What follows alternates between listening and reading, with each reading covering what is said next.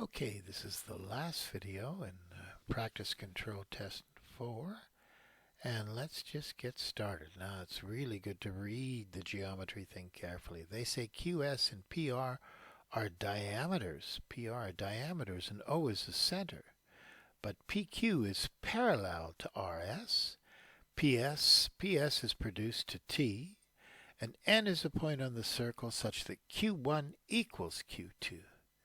And SN is drawn. Okay, there's SN. Okay, RS intersects QN at M, right there. Okay, RS and QN, they intersect at M. And S1, this angle here is 48 degrees. Well, PQRS, they're a quadrilateral, and this line going straight off creates an exterior angle.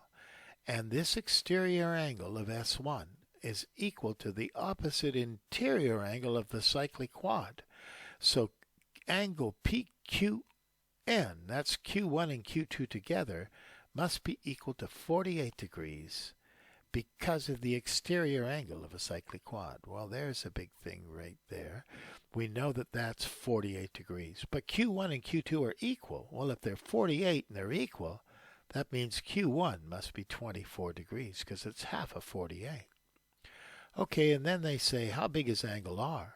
And then I see Q1 opens up to PS, and angle R opens up to the same segment, angles in the same segment.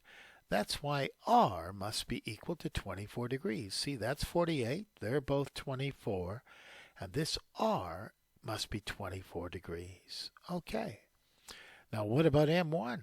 Well, these PQ is parallel to MS, or RS here, and M1 and all of Q are corresponding angles. Well, we knew Q, PQN, we knew that it was 48 degrees, so M1 must be 48 degrees because of corresponding angles, because QP is parallel to MS, or RS. Now, the last question. Prove that ST is a tangent to the circle, ST, to the circle that would pass through M, N, and S. Well, because this angle here, if this was a circle, TSN would be the angle between the tangent and this chord SN.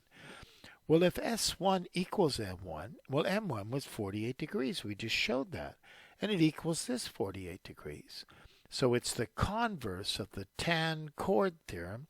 There's the chord that M1 opens up to.